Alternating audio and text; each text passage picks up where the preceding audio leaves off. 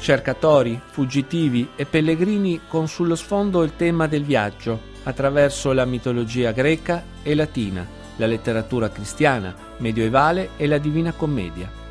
Queste le atmosfere e le rappresentazioni che fanno da linea conduttrice alla 12ª edizione della Mostra Internazionale di Legio a Tolmezzo, quest'anno intitolata Oltre, che propone 45 opere suddivise in 5 sezioni provenienti dall'Italia e dall'estero.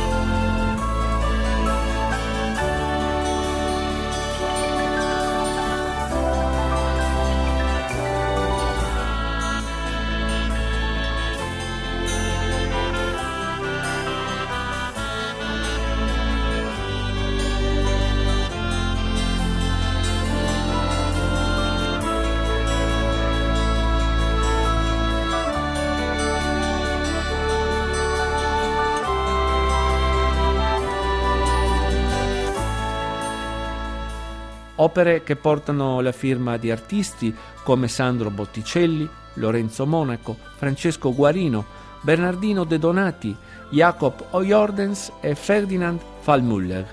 Un percorso fortemente suggestivo che copre 5 secoli e che sarà aperto al pubblico fino al 9 ottobre. Immagini che immergeranno i visitatori in esodi, fughe, naufragi tormentati e ricerche avventurose.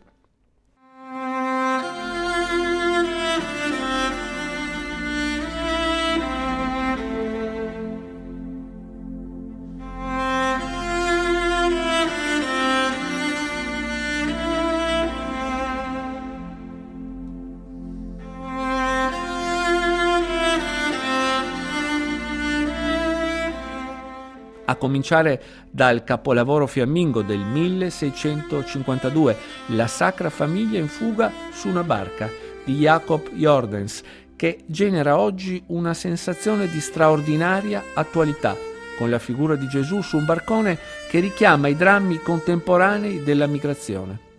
Artisticamente imponente l'Adorazione dei Magi del Botticelli, proveniente dagli Uffizi, che trasferisce una mistica particolare, contaminata dalle tensioni delle profezie del Savonarola e che in un deserto surreale ci pone davanti ai cercatori di Dio provenienti da ogni angolo del mondo.